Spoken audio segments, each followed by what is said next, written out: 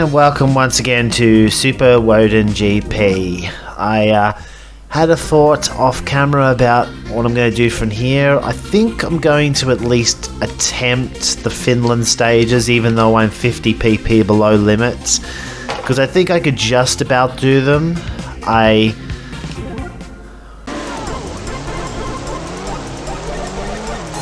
Well, so far it's been sloppy, but there's no catastrophic mistakes that I've made. Hopefully I haven't just jinxed myself. What the hell happened?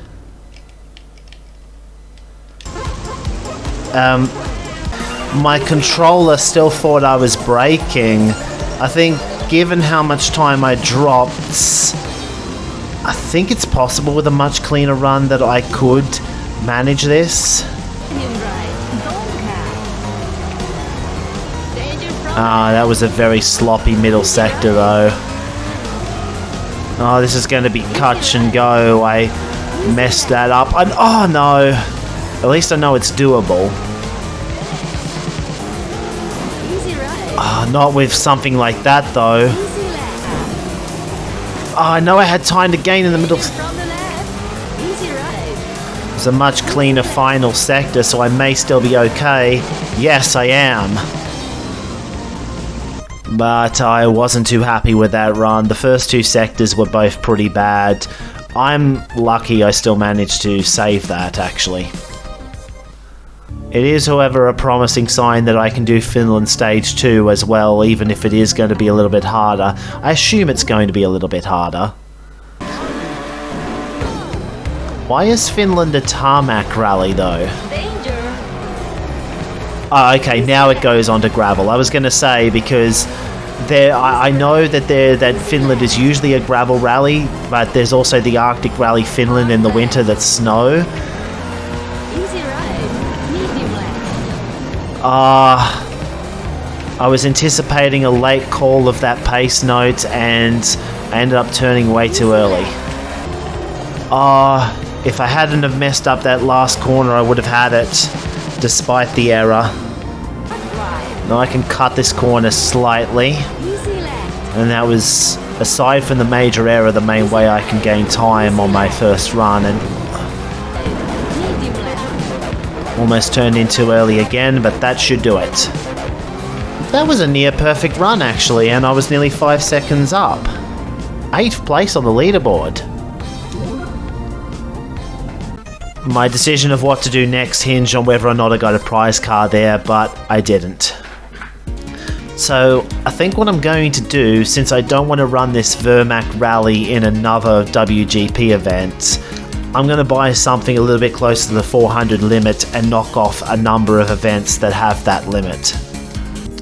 I had to think about this for a while actually, because I don't want to go to the absolute top of B class. I want to at least make it interesting, but I also wanted something that was relatively close and had a lot of power. I'm going to go back to Soup and get the Annihilator GT2.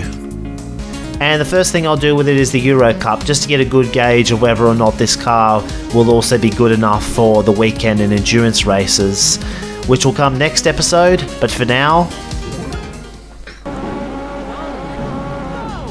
I'm expecting this to be a little bit harder than GT Cup, which is why I upgraded in the first place, but hopefully, since it's the same PP limit, it shouldn't be too much harder. Oh, look at this sandwich of cars. I don't see that often with the AI. They usually just decide to just spread out pretty quickly. Okay, I'm already second, even with a minor error towards the end of the first lap, but I gotta remember that this is also probably the AI's weakest track.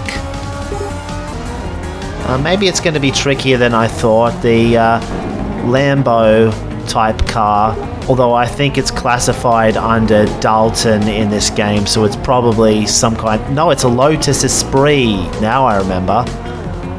That leaderboard that keeps showing up in the corner, it's actually pretty distracting. I may have to try and get rid of it.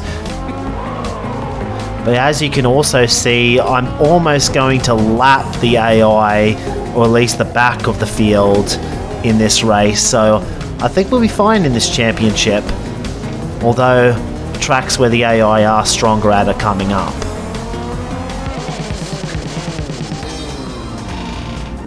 Well, this is a really annoying glitch. I tried to turn it off, but I was having this problem in the start menu too, but even here, I hit the button and it just turns it back on again.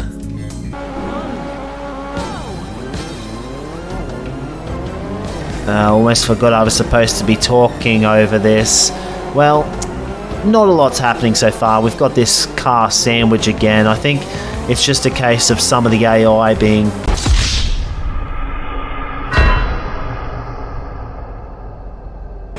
Okay, that's going to give me a real challenge here because I thought we were just going to cruise to the front of this field, but no.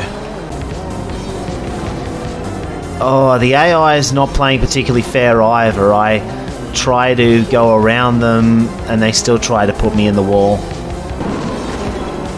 Mind you, I do rub against them too. I knew I could still catch the leader. It was just a matter of not running into any more walls, and I haven't. Now we just make sure we pass him cleanly. Yeah, power slide around him, that works. And aside from the rain coming down to the last lap, it was a fairly uneventful finish. Let's see, what lap time can I get? Is it sub 50? Yes, it's sub 50. 6 laps of this track. Oh boy, this is going to be a long one. But as long as I don't get into a bingle at the tunnel again, not a particularly difficult one. The AI's got a lot of straight line speed over me. The second half of the track seems to be their strongest moment, but they do lose a lot of time through here. Yeah, you can see that first place Lotus is closing in on me down these straights. Which does beg the question if this car is actually going to be good to complete some of the weekend events, because there are a lot of ovals in them. Still, it has proven to be quite the worthy purchase.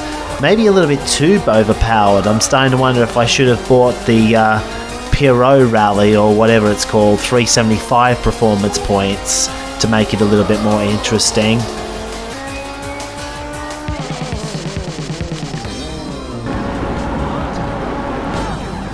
Well, this will be the real test, won't it? Saturn Ring, oval track. Of course, the pressure's off me having won the first 3 races. I can second the last 2 and still be fine. Obviously, I'd like to try and win it. This will, if nothing else, be good practice for the 24 later on in this playthrough. 20 laps of this track in the 500 performance point class. It's as I feared though. First is pulling away right now. You know what this track reminds me of? Shooting Hoop from Ridge Racer Type 4. Oh no, I'm not going to catch him now. I thought I could still just about catch him if I put in 3 really good laps. Although he's been held up almightily by this lapped car. We can see him, or her. It's going to come down to what line he's able to take versus me on this bend. Still got one more bend to go. He's going to run into the lap car. We managed it. We pulled it off. And with that, Denise Beach should be a freebie. A he, by the way.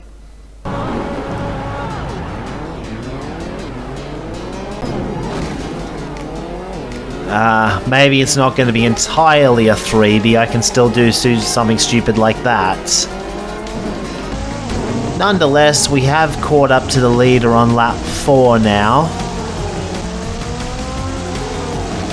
Not the side I was aiming to pass him on, but we got around him. And so this concludes a lengthy championship, but not a lengthy highlights package, because it did turn out that this car was overpowered for the series. I overestimated the jump up from GT Cup to Euro Cup. I mean, I suppose it's better to be overpowered than underpowered. Being underpowered just frustrates you. Indeed, that is a feeling I know firsthand. But what car are we going to get, if any? Jupiter Turbo. if I'm not mistaken, this is going to have a lot of performance in its own right. 446 as a matter of fact. Game giving you something that you can use in the World Championship right after completing the Euro Cup. Maybe a little bit underpowered though. We'll see. I've got more events to do in the meantime before we get to that. By that I mean I need 106 stars first and foremost. We'll get to that next episode, but in the meantime, I hope you've enjoyed.